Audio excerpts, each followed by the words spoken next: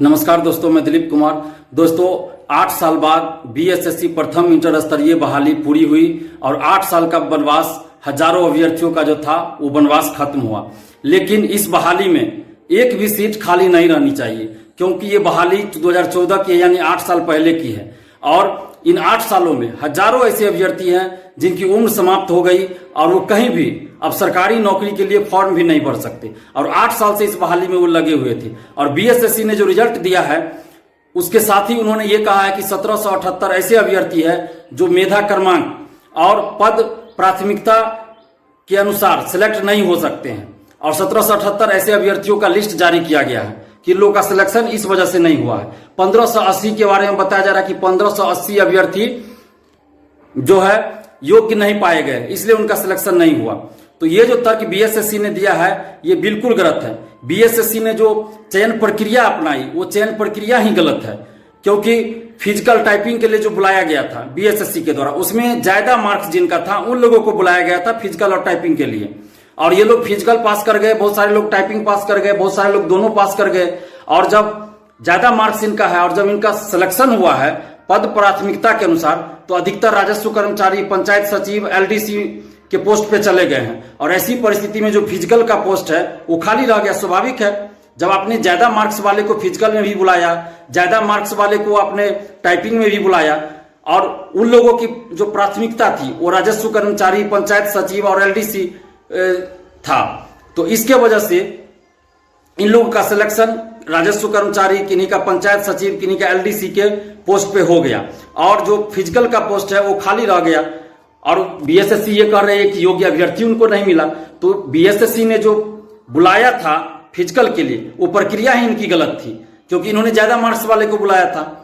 इनको बुलाना चाहिए था, कई गुना ज्यादा अभ्यर्थियों को मौका देना चाहिए फिजिकल में, लेकिन इन्होंने बहुत कम लोगों को बुलाया था फिजिकल में, वो भी ज्यादा मार्क्स वाले को बुलाया टाइपिंग में और फिजिकल में। और इन लोगों की पद प्राथमिकता राजस्व कर्मचारी, पंचायत सचिव या फिर एलडीसी था और इसके वजह से इन लोगों का सिलेक्शन इन्हीं तीनों पदों में से अधिकतर में हुआ है।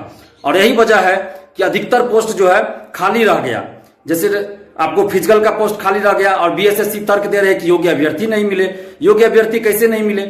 यहाँ पे आपने जितने स्टूडेंट्स का काउंसलिंग करवाया है उसमें आपने सबको तो दौड़ने का मौका ही नहीं दिया है, सबको तो दौड़ाया भी नहीं है। जितने अभी 1778 अभ्यर्थी है उसमें से बहुत सारे अभ्यर्थियों ने मुझे फोन किया और उन लोगों का कहना है कि उन्हें तो फिजिकल के लिए बुलाया ही नहीं गया था, फिजिकल के उन लोगों को बुलाया ही नहीं गया है।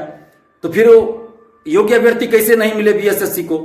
तो बीएसएससी को चाहिए कि आप योग्य अभ्यर्थी आपको नहीं कैसे मिला, आप फिर से फिजिकल लीजिए।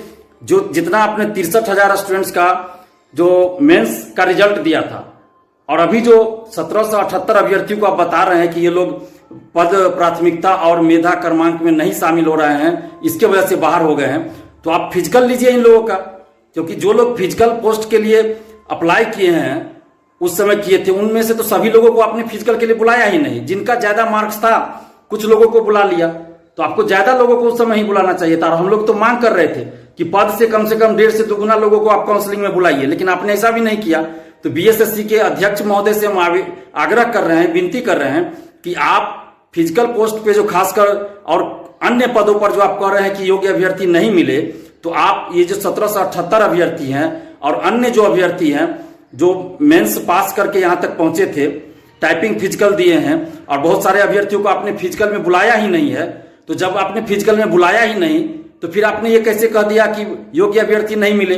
आपने सारे पोस्ट का एक वैकेंसी एक साथ निकाल दिया, typing, non typing, physical, non physical, सभी पोस्ट का वैकेंसी आप जब एक साथ निकाले हैं तो फिर आपको सीट से बहुत ज्यादा गुना लोगों को फिजिकल के लिए बुलाना चाहिए था।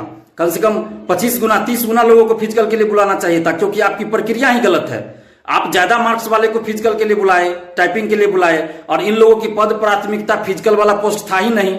इन लोगों की पद प्राथमिकता राजस्व कर्मचारी, पंचायत सचिव, एलडीसी था, तो इन लोग का सिलेक्शन तो उन पदों पे हो गया, तो फिजिकल का पोस्ट तो खाली रह जाएगा। इसी तरह कुछ अन्य पदों के लिए भी हुआ है। तो बीएसएससी के अध्यक्ष महोदय से हम आग्रह कर रहे हैं कि आप एक बार समीक्षा कीजिए, पुनर्विचार कीजिए और ये जो 1778 अभ्यर्थी हैं जिनका आपने काउंसलिंग भी करवा लिया था और ये लोग 8 साल से इंतजार कर रहे हैं, इनकी क्या गलती है? आप फिजिकल का जो पोस्ट खाली है या अन्य जो पोस्ट खाली रह गया है उसके लिए इन लोगों को आप मौका दीजिए, आप इनका फिजिकल लीजिए, जिन लोगों का फिजिकल आपने नहीं लिया फिजिकल लीजिए। सीट खाली नहीं रहना चाहिए। मेरा कहना है 13,120 पदों पे आप बहाली पूरा कीजिए। आपको योग्य अभ्यर्थी कैसे नहीं मिल रहा है?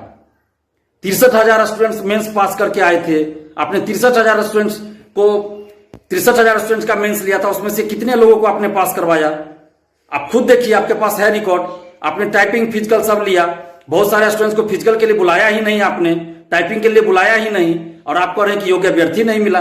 तो जितने अभ्यर्थी मेंस पास किए थे उसी में से आप खोजिएगा ना इस बहाली के लिए, उसी में से आप खोजिए, देखिए कैसे आपको योग्य अभ्यर्थी नहीं मिलते हैं। आप दोबारा फिजिकल लीजिए। लेकिन ये जो बहाना आप बना रहे हैं कि योग्य अभ्यर्थी नहीं मिले, तो ये बहुत गलत बात है। दरोगा बहाली होती है, सिपाही बहाली होता है, तो उसमें क्या योग्य अभ्यर्थी नहीं मिलते हैं? जितना सीट पे वैकेंसी आती है उतने सीट पे जितने लोग अप्लाई करते हैं, जितने लोग एग्जाम देते हैं, उसी में से मेरिट तय बनता है, और उसमें से जितने सीटों पे वैकेंसी आती है उतने सीटों पे बहाली पूरी होती है, उतना रिजल्ट जारी किया जाता है। लेकिन आपने तो ऐसा किया ही नहीं। 13,120 पदों पे बहाली है, तो आपको 13,120 पदों के लिए तो फाइनल रिजल्ट निकालना था ना। आपको योग्य अभ्यर्थी कैसे नहीं मिल रहा? अगर आपको योग्य अभ्यर्थी नहीं मिला, दूसरे को मौका दीजिए, आप फिर से फिजिकल लीजिए। ये कहां लिखा हुआ है कि आप एक बार ही फिजिकल लीजिएगा, दोबारा नहीं लीजिएगा? एक बार ही फिजिकल, आपने गलत प्रक्रिया ही गलत अपनाई ना। ज्यादा मार्क्स वाले को आपने फिजिकल में ही बुलाया, टाइपिंग में भी बुलाया, और उन लोगों की पद प्राथमिकता राजस्व कर्मचारी, पंचायत सचिव, एलडीसी था,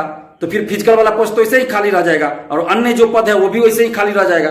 तो आप जो 1778 अभ्यर्थी हैं, इन लोगों को मौका दीजिए और 13,120 पदों पे आप बहाली पूरा कीजिए। यही हम आग्रह कर रहे हैं, क्योंकि 8 साल में एक बहाली को पूरा नहीं करना एक बहुत बड़ा अपराध था, और 8 साल के बाद भी सीट खाली रख देना उससे भी बड़ा अपराध है। तो आप इतना बड़ा अपराध मत कीजिए अध्यक्ष महोदय। और आपके बारे में जो चर्चा हम लोग सुने हैं कि आप ईमानदार हैं, तो ईमानदारी के साथ साथ आप तत्परता दिखाइए रविंदर कुमार जी, और मानवता दिखाइए, संवेदनशीलता दिखाइए, और 13,120 सीटों पे आप बहाली पूरा कीजिए। और ये जो 1778 अभ्यर्थी हैं उन लोगों के साथ आप न्याय कीजिए और उनको मौका दीजिए, वेटिंग लिस्ट जारी कीजिए। क्योंकि जो 2446 दरोगा बहाली में सफल हुए थे वो लोग भी काउंसलिंग में शामिल हुए हैं, और 2213 दरोगा बहाली का भी रिजल्ट आने वाला है, तो इन लोगों ने भी काउंसलिंग करवाया है। तो जिनका 2213 दरोगा बहाली में हो जाएगा वो भी, और जो 2446 दरोगा बहाली में सिलेक्ट हुए हैं वो लोग भी, और लोग भी जिनको मनचाहा पद नहीं मिला वो लोग पद ज्वाइन नहीं करेंगे। तो ऐसी परिस्थिति में जितना आपने रिजल्ट जारी किया है उसमें से भी हो सकता है 500 1000 लोग ज्वाइन ही ना करें। तो ऐसी परिस्थिति में सीट भी जितना आपने रिजल्ट दिया उसमें भी 1000 हो सकता है, या 800 या 700 जो भी हो खाली रह जाएगा। तो आपको वेटिंग लिस्ट भी जारी करना चाहिए ताकि एक भी सीट खाली न रहे। 13,120 पदों पे आप बहाली पूरा कीजिए। और ये जो 1778 अभ्यर्थी है, और भी जो अभ्यर्थी है जिनके साथ गलत हो रहा है, उन सभी अभ्यर्थियों से हम ये कह रहे हैं कि आप लोग एकजुट रहिए। सेकंड काउंसलिंग के लिए भी जो लोग कह रहे हैं उन लोगों से भी कह रहे हैं, और 1778 अभ्यर्थी जो है सभी लोगों से कह रहे हैं कि आप लोग एकजुट रहिए और एकजुट होकर आवाज उठाइए। किसी के साथ भी गलत नहीं होना चाहिए। 13,120 पदों पे ये बहाली पूरी होनी चाहिए, एक भी सीट खाली नहीं रहनी चाहिए। हम शुरू से ये बात कहते आ रहे हैं। आप लोग एकजुट रहिए और एकजुट होकर आवाज उठाइए, और एकजुट होकर आंदोलन करने की जरूरत है। 10 तारीख के बाद मैं समय दे सकता हूं, 10 तारीख तक मैं फ्री नहीं हूं, 10 तारीख के बाद मैं फ्री रहूंगा। तो आप लोग डिसाइड कर लीजिए, 10 तारीख के बाद जब भी आंदोलन की बात कीजिएगा हम आपके साथ खड़े रहेंगे। और आप लोग बीएसएससी ऑफिस में जाकर आंदोलन कीजिए, एकजुट होकर आंदोलन कीजिए। बीएसएससी अगर नहीं मानती है तो आमरण अनशन पे बैठिए, आपके साथ हम आमरण अनशन पे बैठने के लिए तैयार है। लेकिन कहीं ना कहीं पहल आप लोगों को करनी पड़ेगी। आप लोगों को जो 1778 अभ्यर्थी है और अन्य जो अभ्यर्थी है जो सेकेंड काउंसलिंग की बात कर रहे हैं, वो सभी अभ्यर्थियों को मिलकर ये करना पड़ेगा। हम आपके साथ हैं। 10 तारीख के बाद आप जब भी आंदोलन कीजिए हम आपके साथ हैं। और अगर बीएसएससी एक दिन के आंदोलन से नहीं मानती है तो आमरण अनशन पे बैठिए, हम भी आपके साथ बैठने के लिए तैयार हैं। और एक बार पुनः हम बीएसएससी के अध्यक्ष महोदय से आग्रह कर रहे हैं कि आप मानवता दिखाइए, संवेदनशीलता दिखाइए, और 13,120 पदों पे आप बहाली पूरा कीजिए। और इन 1778 अभ्यर्थी जो है उनके साथ आप न्याय कीजिए। और अन्य अभ्यर्थी जो भी हैं जिनके साथ गलत हुआ है, जैसे बहुत सारे अभ्यर्थी कह रहे हैं कि उनका न 1778 अभ्यर्थी में है, न 222 में है, न ही सिलेक्ट अभ्यर्थी में है, तो उनका रोल नंबर आखिर किस वजह से कहीं नहीं है, तो उनके साथ भी न्याय कीजिए। किसी भी स्टूडेंट्स के साथ, किसी भी अभ्यर्थी के साथ अन्याय नहीं होना चाहिए। आप एक बार समीक्षा कीजिए, किसी के साथ गलत ना हो। जो भी लोग भी आवेदन दे रहे हैं, जिनके साथ जो प्रॉब्लम हुआ है, तो ऑफिस जाकर आवेदन दे रहे हैं, उनके आवेदन पे आप विचार कीजिए और देखिए कि उनके साथ क्या अन्याय हुआ है, उनके साथ न्याय कीजिए। और ये जो 1778 अभ्यर्थी है या और भी जो अभ्यर्थी है, इन सभी की बातों को सुनिए और इनके साथ न्याय कीजिए। और जितने भी अभ्यर्थी, आप सभी से अपील कर रहे हैं कि आप लोग एकजुट होकर आवाज उठाइए और आंदोलन कीजिए। 10 तारीख के बाद जब भी आप आंदोलन कीजिएगा हम आपके साथ हैं। अगर उससे पहले भी आप आंदोलन करना चाहें तो निश्चित रूप से आप आंदोलन कीजिए, लेकिन मैं 10 तारीख के बाद आंदोलन में शामिल हो पाऊंगा। धन्यवाद। जय हिंद।